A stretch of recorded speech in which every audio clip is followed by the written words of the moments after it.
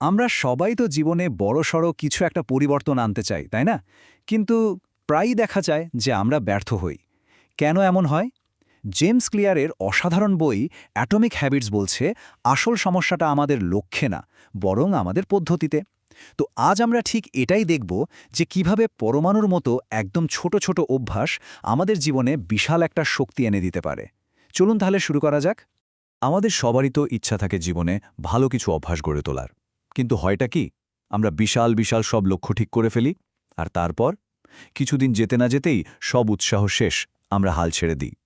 এটা কিন্তু খুবই সাধারণ একটা সমস্যা, যার সাথে আমরা কম বেশি সবাই পরিচিত। কিন্তু প্রশ্ন হলো, আমরা কেন এভাবে হাল ছেড়ে দিই? আমাদের ইচ্ছাশক্তির কি কোনো অভাব আছে? জেমস ক্লিয়ার বলছেন, না, একদমই না। সমস্যাটা ইচ্ছাশক্তির নয়, সমস্যাটা হলো আমাদের অ্যাপ্রোচ বা পদ্ধতিতে। আমরা একেবারে পাহাড় সমান পরিবর্তনের লক্ষ্য ঠিক করে ফেলি, যা আসলে ধরে রাখাটা প্রায় অসম্ভব। তো এই বড় বড় লাফের বদলের সমাধানটা তাহলে কি? উত্তরটা শুনলে হয়তো একটু অবাকই হতে হয়। আর সেটা হলো প্রতিদিন মাত্র 1% করে উন্নতি করা। চলুন এই ছোট্ট আইডিয়াটার ভেতরে লুকিয়ে থাকা অবিশ্বাস্য শক্তিটা একটু খুঁজে বের করা যাক। বইটার নাম অ্যাটমিক হ্যাবিটস কেন ভেবে দেখেছেন?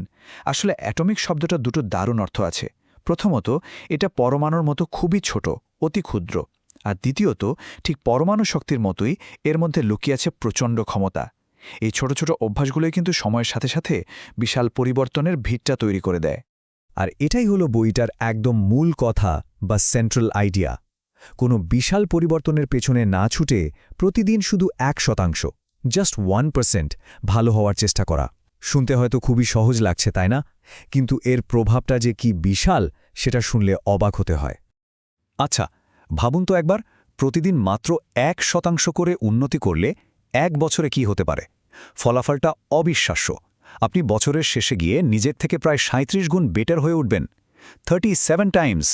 এটাকে বলা হয় কম্পাউন্ডিং এফেক্ট বা চক্রবৃদ্ধি সুদ, যা সময়ের সাথে সাথে আমাদের ছোট ছোট চেষ্টাকে একটা অসাধারণ ফলাফলে বদলে দেয়। দেখুন, আমাদের প্রতিদিনের ছোট ছোট পছন্দগুলো আমাদের দুটো পথের যে কোনো একটায় নিয়ে যেতে পারে। হয় প্রতিদিন 1% করে ভালো হয়ে আমরা সাফল্যের চূড়ার দিকে উঠব, অথবা ঠিক তার উল্টোটা, প্রতিদিন 1% করে খারাপের দিকে গিয়ে একদম শূন্যের কোঠায় নেমে আসব। দিনের শেষে পার্থক্যটা কিন্তু আকাশ পাতাল হয়ে দাঁড়ায়। আচ্ছা, এতক্ষণ তো বুঝলাম যে ছোট অভ্যাস কতটা শক্তিশালী, কিন্তু আসল প্রশ্নটা হলো এই ছোট অভ্যাসগুলো আমরা তৈরি করব কিভাবে? এখানেই জেমস ক্লিয়ার আমাদের একটা দারুণ কার্যকরী আর সহজ টুলকিট দিয়েছেন। চলুন সেই 4টে সূত্র বা 4 লজ অফ চেঞ্জ সম্পর্কে এবার জেনে নেওয়া যাক।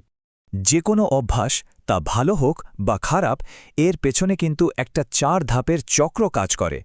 এটাকে বলে হ্যাবিট লুপ। প্রথমে আসে একটা কিউ বা ইঙ্গিত। এটা আমাদের মধ্যে একটা ক্রেভিং বা আকাঙ্ক্ষা জাগায়। সেই আকাঙ্ক্ষার কারণে আমরা একটা রেসপন্স বা প্রতিক্রিয়া দেখাই, মানে কাজটা করি। আর সবশেষে পাই একটা রিওয়ার্ড বা পুরস্কার, যা আমাদের ব্রেনকে এই পুরো চক্রটা আবার করার জন্য উৎসাহিত করে। আর মজার বিষয় হলো, এই যে অভ্যাসের চক্রটা, এটাকে কিন্তু আমরা নিজেদের নিয়ন্ত্রণে আনতে পারি। কিভাবে? জেমস ক্লিয়ারের দেওয়া ওই 4টি সহজ সূত্রের মাধ্যমে। এই সূত্রগুলো ব্যবহার করে আমরা যে কোনো ভালো অভ্যাসকে আমাদের জীবনের একটা পার্মানেন্ট অংশ বানিয়ে ফেলতে পারি। দেখুন, সূত্রগুলো কিন্তু খুবই বাস্তবসম্মত। যেমন প্রথমটা হলো মেক ইট অবভিয়াস বা এটিকে স্পষ্ট করুন। ধরুন বই পড়ার অভ্যাস করতে চান, তাহলে বইটা চোখের সামনে টেবিলে রেখে দিন। দ্বিতীয়টা হলো মেক ইট অ্যাট্রাক্টিভ বা আকর্ষণীয় করুন। ব্যায়াম করতে ইচ্ছে করছে না? পছন্দের গান শুনতে শুনতে করুন না। তৃতীয় সূত্র, মেক ইট ইজি বা সহজ করুন। এখানে 2 মিনিট রুলটা দারুণ কাজে দেয়, মানে যে কোনো নতুন অভ্যাস শুধু 2 মিনিটের জন্য শুরু করুন। আর সবশেষে মেক ইট স্যাটিসফাইং বা সন্তোষজনক করুন। কাজটা শেষ করে নিজেকে ছোটখাটো একটা পুরস্কার দিন। আর সবচেয়ে ইন্টারেস্টিং ব্যাপার কি জানেন? এই 4টে সূত্রকে যদি আমরা জাস্ট উল্টো করে দিই, তাহলেই যে কোনো খারাপ অভ্যাস থেকে মুক্তি পাওয়া সম্ভব। কিভাবে? খুব সোজা।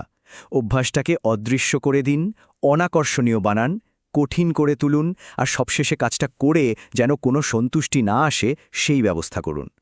এতক্ষণ আমরা যা আলোচনা করলাম সেগুলো তো খুবই কাজের, কিন্তু এখন আমরা বইটির সবচেয়ে শক্তিশালী, সবচেয়ে গভীর কনসেপ্টটার দিকে এগোচ্ছি। এটা শুধু আমাদের কাজকে নয়, বরং আমাদের ভেতরটাকেই বদলে দেওয়ার কথা বলে। আমাদের ভাবনার দুটো ধরন হতে পারে। একটা হলো লক্ষ্যের উপর ফোকাস করা, যেমন আমি একটা বই পড়তে চাই। আর একটা হলো পরিচয়ের উপর ফোকাস করা, যেমন আমি একজন পাঠক। যখন আমাদের ফোকাসটা লক্ষ্য থেকে সরে এসে পরিচয়ের ওপর পড়ে তখন পরিবর্তনটা আসে একদম ভেতর থেকে। আর এই পরিচয় ভিত্তিক পরিবর্তনটাই কিন্তু সবচেয়ে শক্তিশালী আর টেকসই হয়। আসল কথাটা হলো সত্যিকারের আচরণগত পরিবর্তন মানেই হলো পরিচয় পরিবর্তন। যখন একজন মানুষ নিজেকে একজন নন স্মোকার হিসেবে ভাবতে শুরু করে তখন তাকে সিগারেট অফার করলে না বলাটা আর কোনো কষ্টকর ব্যাপার থাকে না, কারণ এটা তার পরিচয়ের সাথে যায় না। অভ্যাসগুলো তখন আর বোঝা মনে হয় না, বরং নিজের পরিচয়েরই একটা স্বাভাবিক অংশ হয়ে যায়। তো এতক্ষণের আলোচনার সারমর্মটা তাহলে কি দাঁড়ালো? কিভাবে এই ছোট ছোট অভ্যাসগুলো আমাদের জন্য একটা বড় আর সুন্দর ভবিষ্যৎ তৈরি করে দিতে পারে? চলুন সবগুলোকে একসাথে মিলিয়ে দেখি। এই যে অ্যাটমিক হ্যাবিটস দর্শন, এর মূল ভিত্তিটাই হলো এই কয়েকটি স্তম্ভ। সাফল্য আসলে আসে ছোট ছোট অভ্যাস থেকে, নিজের পরিচয় পরিবর্তনের মাধ্যমে, ওই 4টি সূত্রের সঠিক প্রয়োগে, আর সবকিছুর উপরে যেটা, সেটা হলো ধারাবাহিকতা। আর এটাই হয়তো এই বইয়ের সবচেয়ে গুরুত্বপূর্ণ শিক্ষা। তীব্রতার চেয়ে ধারাবাহিকতা অনেক বেশি জরুরি। মানে একদিনে 10 ঘন্টা ফাঙ্কাজের মতো কাজ করার চেয়ে প্রতিদিন 1 ঘন্টা করে কাজ করাটা অনেক বেশি কাজের। সাফল্য কিন্তু কোনো একদিনের বিশাল একটা চেষ্টার ফল না, বরং এটা হলো প্রতিদিনের ছোট ছোট ধারাবাহিক অভ্যাসের যোগফল। শেষে জেমস ক্লিয়ারের এই অসাধারণ উক্তিটা দিয়েই শেষ করা যাক। আপনার প্রতিদিনের ছোট সিদ্ধান্তগুলোই আপনার ভবিষ্যৎ তৈরি করছে। আমাদের ভবিষ্যৎ কিন্তু কোনো একটা বড় ঘটনা দিয়ে তৈরি হয় না, বরং আমাদের প্রতিদিনের অতি সাধারণ ছোট ছোট সিদ্ধান্তগুলোই আমাদের ভবিষ্যৎকে একটু একটু করে গড়ে তোলে। আমাদের আজকে ছোট একটা কাজই কিন্তু আমাদের আগামীকে তৈরি করছে।